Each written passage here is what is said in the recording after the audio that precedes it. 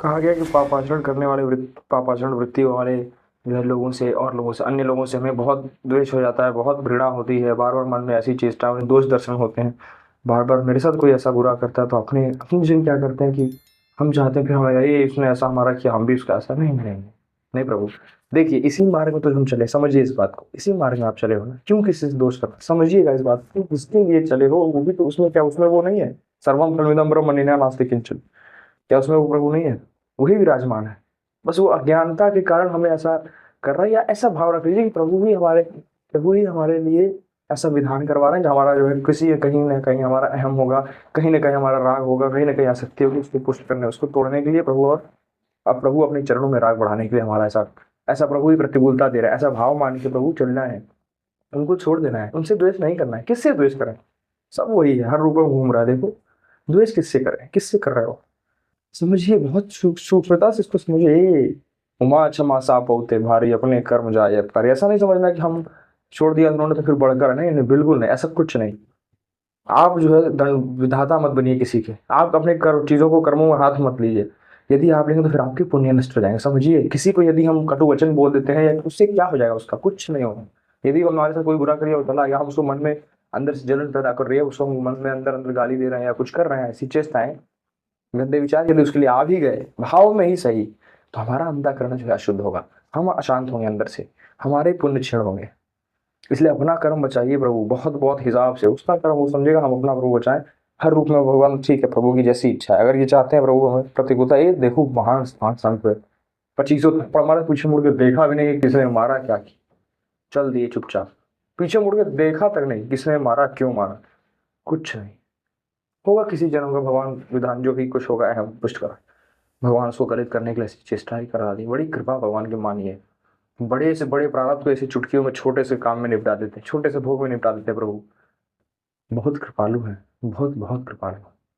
किसी से दोष दर्शन मत करिए प्रभु, किसी में मत डरिए। यदि आप किसी में दोष दर्शन करेंगे तो हमारे अपने जन विनती मानिए, निश्चित मानिए आपका भजन नष्ट होगा, आपका मन अशांत होगा, आप अंदर से जलोगे, उसका क्या जाएगा कुछ, आप अंदर से जलेंगे।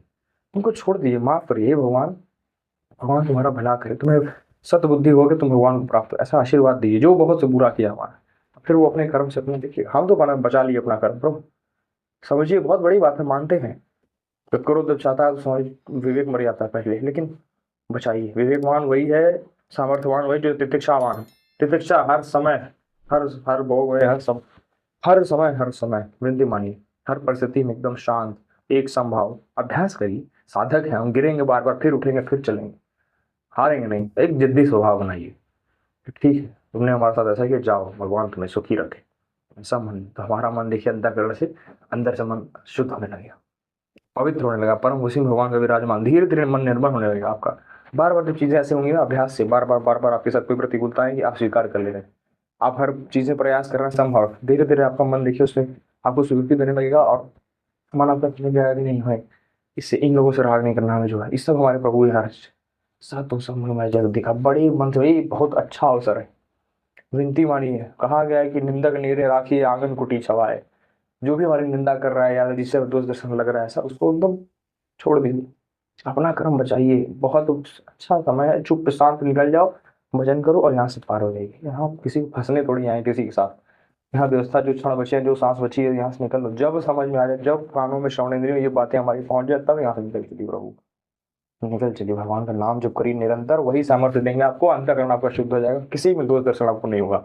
पर ये अभ्यास है, साधक हैं हम, मानते हैं आपकी बात, बार बार गिरेंगे फिर उठेंगे, फिर प्रभु की तरफ चलेंगे, परंतु अभ्यास तो करें निरंतर। यदि हम हर चीज को सही है, गर्मी बरसात ठंडी आदि सब कुछ जो है, शीत से ये जो है, काम वेदना सब कुछ सहना है, काम वेदना काम क्रोध मद मूल जो भी आ रहा है, मन में विकार आ रहे हैं, तो सहने के अभ्यास डालिए धीरे धीरे।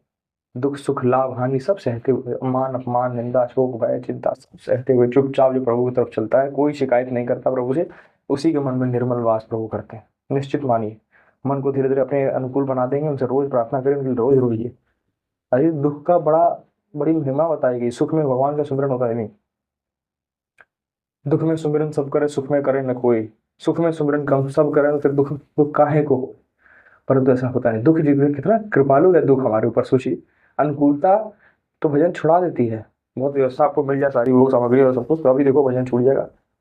500 रुपये में अपने लोगों की गति क्या है, 500 रुपये अभी लिख जाए, कोई ऐसा बढ़िया अच्छा खाना भोजन मिल गया तो अभी भजन छूट जाएगा, स्मृति छूट जाएगी भगवान की। इसलिए अभी अभ्यास की जरूरत है, अभ्यास, निरंतर अभ्यास करें।